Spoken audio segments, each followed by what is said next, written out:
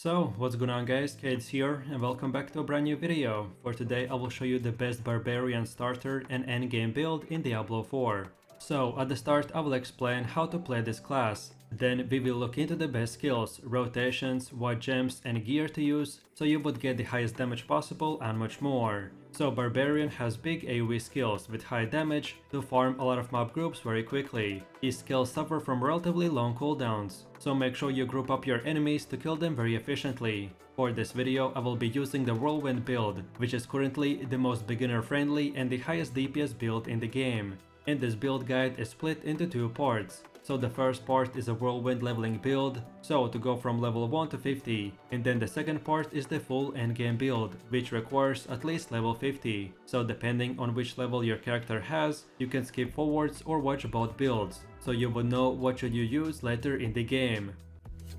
So with that said, let's move over to the leveling build. So to start off from getting to level 3, we have to put 2 points into these two nodes. Then from level 4 to 7 we spend 4 points in here. Then from level 8 to 20 we will get 13 points, which we wanna use by getting all of these nodes. And of course, don't forget that when you reach level 15, you should place your two-handed sword in your technique slot to apply bleeds and slows. Then from level 21 to 34, we will get these 14 points, which we should use by unlocking and upgrading all of these nodes. And then lastly from level 35 to 49, we will get these 15 skill points, which we should spend on these specific nodes. And then finally, don't forget about your renown, which after you gather all the renown in the game, you will get 10 extra skill points. I recommend to spend them towards your leveling progression, which I explained just a second ago, and then in the endgame I will show you later where to spend your 10 leftover skill points. Then as far as leveling up in Diablo 4 goes, it is very similar to other MMOs. So for the most part, this will mean that you have to constantly replace one rare item with a better one, all the way up to level 50. Since Whirlwind build requires a slashing weapon, that is the only slot where the DPS matters. All the other weapons we will only equip for stats, to increase our one single weapon's damage even more.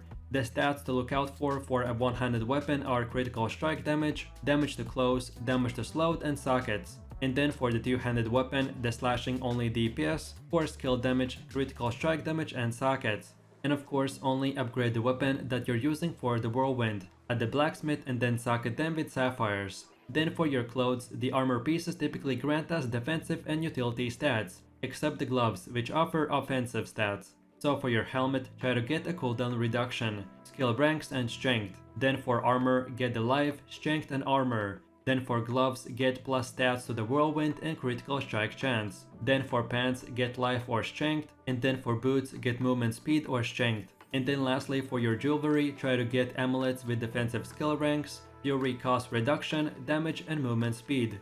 And for rings, get the critical strike chance, critical strike damage, physical damage and damage to slowed enemies. An important thing to note is that you don't need to upgrade armor or jewelry while leveling. I only recommend to socket armor with rubies and jewelry with skulls, and for the rest of the things, save all of your upgrades for your level 50 build. So then in my final summary for your leveling build, our gameplay loop consists of generating fury by using Rallying Cry, then we use the leap and lunging strike skills, to then lastly use the Whirlwind ability to decimate any monster in our way. And then lastly, we want to save our Call of the Ancients for the elite and bosses. And if needed, we can kite them around until our cooldown is back up, and that's it.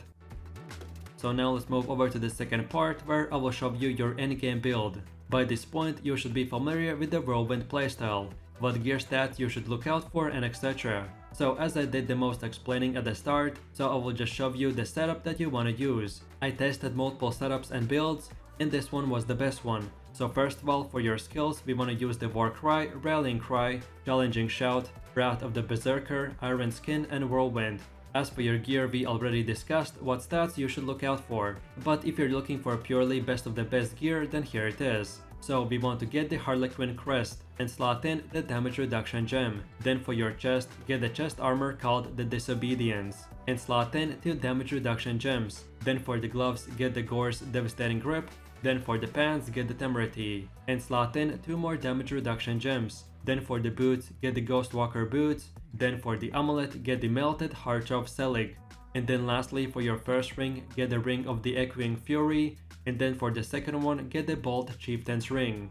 And then lastly, for your weapons, we wanna get the two-handed hammer of the Dire Whirlwind, and socket in 2 critical strike damage gems. Then the second weapon is the broadsword of the Berserker Ripping, and we wanna slot in 1 critical strike damage gem. Then for one of the last ones, equip the Rem Aladdin's Magnum Opus, and slot in 1 critical strike damage gem.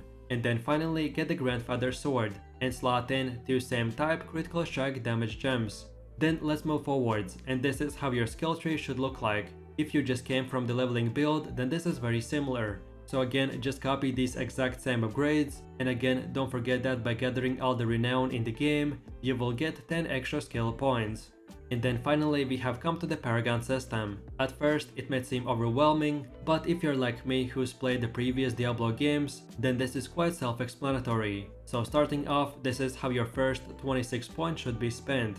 Then this is how it should look like at 62 points. Then this is how it should look like around 92 points. And then lastly, this is our final goal at around 109 points. Another new major feature of Paragon board are the glyphs, which are inserted into sockets, and they will provide massive bonuses that scale with your stats. You can level up your glyphs by successfully completing nightmare dungeons. And here are my top 6 favorite ones. So we have the Exploit, Wrath, Martial, Territorial, Undaunted, and the Imbiber. So then in my summary, the Whirlwind Barbarian is a very straightforward build that is very fun and does massive amounts of AoE damage. So then for your gameplay loop, it is very similar for both builds. We just want to start by simply spamming the Rallying Cry, War Cry, and Challenging Shout when the monsters are very close to our character. Then afterwards we buff ourselves with the Wrath of the Berserker, and then we start channeling the Whirlwind. Remember to attack only with your main two-handed sword, because all the other weapons are only meant for extra stats. So just spin to win and have fun.